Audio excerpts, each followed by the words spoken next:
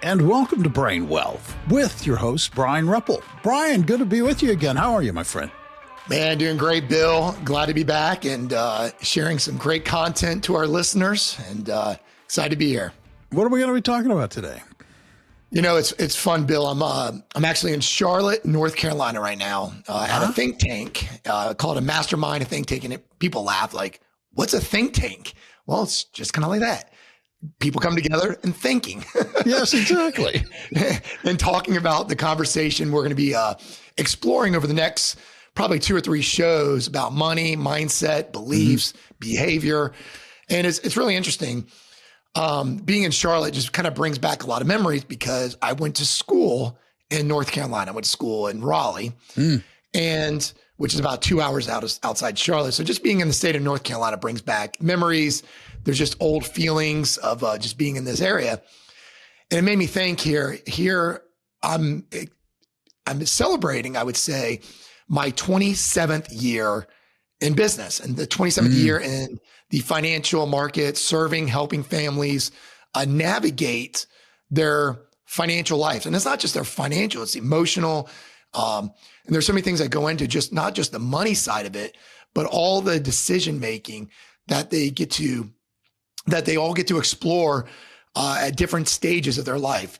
So I came in the business in 1998, and here we are in 2025. So, 27 years, it just resonates of like the journey that I've experienced the last 27 years to what we're going to be talking about in today's show and going forward as well. Well, first of all, congratulations. That's great. That's a great anniversary, man. That's good. Made it this far. Although there are many of us, if we've been paying attention to the markets lately, don't know how much further we're going to make it because the markets this year have been incredibly volatile. They've been all over the place. Depending on when you turn your radio on, they're up, they're down, they're everywhere. The Fed has been sending mixed signals. So let's start this episode by trying to get an answer from you about what should investors be thinking about when they look at this market and they're trying to figure out what they should be doing. Yeah, absolutely. Listen, that's the question on everyone's mind. And it's where most people make their biggest mistake. So the truth is most investors don't really have a money problem. It's a behavior problem. And I'm going to explain that here shortly. So it's like in times like these, this is where the planning process truly steps in. So let's kind of just back out of it. Let's just be a fly on the wall, zoom out, and just get perspective. And I think that's really helpful in times like these. So as I was talking about, this is my 27th year in business. And just to be in the financial markets, licensed, serving clients. I came in the business in 1998. So that was the end, well, still in it, but towards the end of the technology boom we were experiencing through the 90s. Yeah. Oh, yeah. It was in 2000. I mean, think about this. It was in 2000. We had the turn of the century. We're dating ourselves, Bill. The turn of the century. I mean, you got to think. You don't need to put it quite like that, Bryan, but okay. Yeah. Right. I mean, think about that. It was like 1898. Then it went to like 1900s. We were in 1998 going to 2000, the turn of the century. And we had it's going to be the computers are going to crash and we're not going to roll back. And we had a big market crash in 2000. Then we went into 2001 and we had 9/11, another market down year. Then we went into 2002, another down year because we had a company called Enron, an energy company, go out of business. 3 straight years of losses. Then we go into 2000, then we come out of that. Then we go into 2008, which was the Great Depression that we experienced during that period of time. So fast forward from 2008 to where we are today, and we've had exponential growth over that period of time. True. So something I just sent out to clients was a video showing here we are in today about the volatility we experience. And as we sit here on, call it March 28th, yes, the market's down maybe 6 to 8% this year. But again, if we zoom back out of it, in 2022, just a little bit over 2 years ago, 2022, right. A different administration, different period of time, the markets went down as much as 25% in 2022. So I'm sharing this, these time periods to give context to the volatility. So sometimes we get so focused on the volatility, and this is where behavior comes in. So Bill, it's like, I love using this analogy of saying, if you pack your car up and you're taking your family on a road trip. I live in Florida, and if we were to travel up here to North Carolina, we would get out. No more, we're going to get out a road map and look at G7, and that's where we need to go to. You remember those days? Road maps, and you're marking down. I still have a map in my car, Brian. Okay, well, we're part of AAA. They probably send that to you, but I mean, so like looking at that road map, and you know how much fun was it? Like you pinpoint of F11, that's where we're going. Yeah. But what are we going to do? We're going to put our calculations, our destination into a GPS. And that GPS is going to help us determine how long, our brakes, all the things that's going to take us to get to our destination. But along the way, we get a storm, a hurricane that starts coming through. Is that the time to say, you know what? Maybe we should start changing our windshield wipers. Maybe we should change the tires of our cars. Maybe we should. No, that's not the time you do those changes. Volatility is always going to be part of the experience. Storms are going to come. It's not so much the storm itself. This is where planning comes in. So that's why we don't focus solely on investments. What we do, we build plans, we build strategies with guardrails, because it's the strategies that the individuals and the families have in place with guardrails that allows us to go through these storms so you can sleep at night. And it's knowing that where are your future goals, and are your investments still aligned with where you're going? That's what we really want to be focused on. That's kind of that GPS system. So, so yeah, we'll talk more about that here. I mean, kind of what you're talking about. Yes, you're right. And having lived through periods of enormous volatility in the market, you present a good evidence-based argument, then it's like, yes, markets get really crazy. And I love the idea of like, yeah, if you were on the road and you were heading to point B, if a storm came, you wouldn't go, oh, let's fix things on the car. You would just kind of hold true to the course, right? I mean, so what do we do? What do we do in this kind of, what are you telling clients now? Yeah, absolutely. And this is where we talk about evidence-based investing, and it's about discipline, not predictions. So most financial decisions really are based on emotions or headlines. You know, tech is booming. Should I buy tech? The market's dropping. Should I get out? Those are emotional based, headline driven.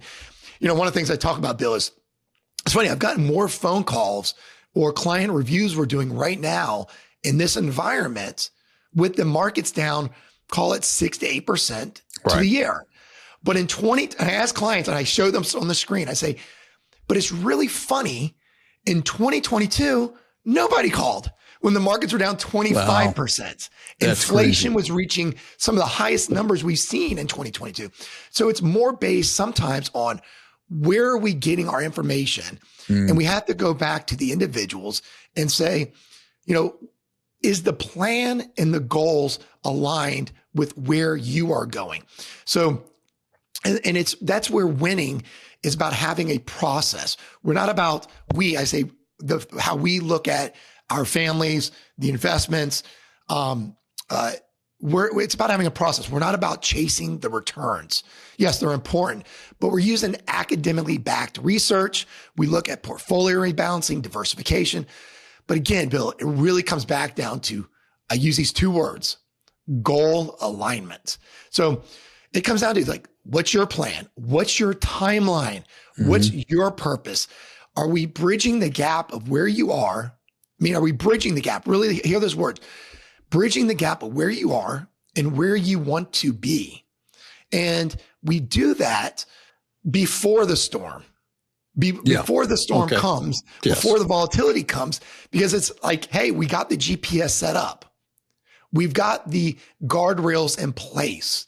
So when the markets do behave like they are right now, or they did in 2022 or 2008, we're able to navigate and go through the storms. Now, If I had just been coming in business the last 5 years, navigating these things would probably seem much more stressful if I was new at this game, new at this experience. But when you come into the business and you go through 3 years of 2000, 2001, 2002, and 2008, you begin to build different strategies and processes to navigate these things because you've experienced them. Right. So it's not about beating the market. That's not my goal. It's not what I want to hang my hat on when I go to bed at night or I'm working with clients.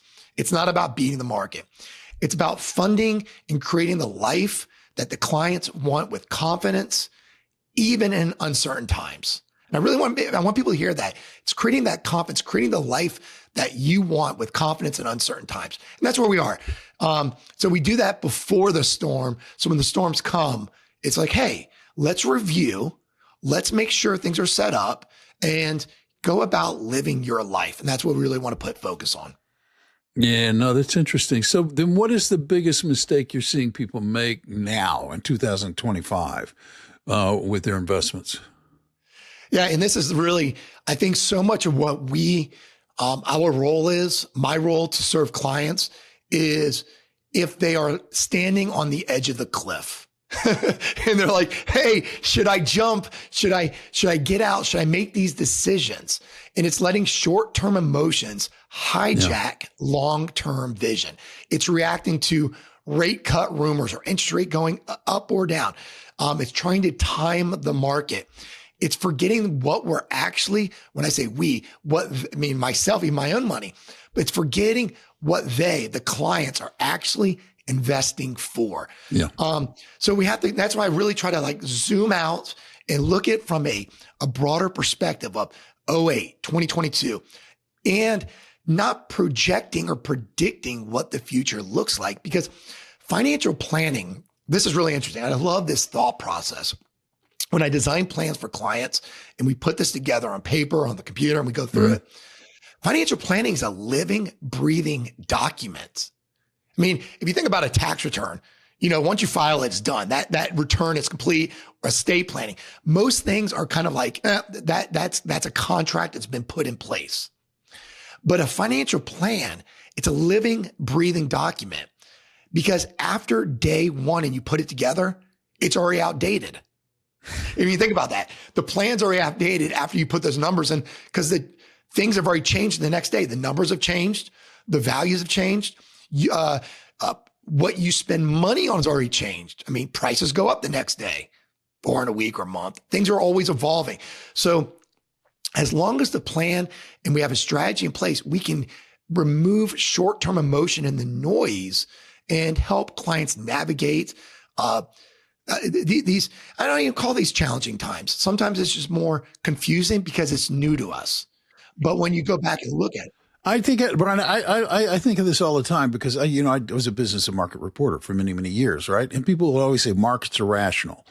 And I'd be like, yeah, markets are rational most of the time. I happen to think that they can be really irrational. But I think the real key to this is people aren't. People are irrational. People are emotional. People freak out. You're right. And they're like, I changed the oil in my car. I know that these are new tires. I know the wipers are new, but I'm in the middle of a storm and suddenly we're seized with this. Oh my God, we got to do something, right? You must hear that all the time. Yeah, absolutely. And that's where it comes down to strategy, purpose, and where are we going? So when we go through these times, think of it, it's like, and I love using this analogy with clients, and the way I see it is if you went to the cockpit of a plane and you looked in there are a bunch of dials. They have different dials and levers to pull. When we do planning and we put strategies in place for our clients, you don't want everything and have your whole plan is based upon one dial, one lever to pull. You want different instruments. And these are where guardrails, strategies come up to say, hey, when this happens, we do this.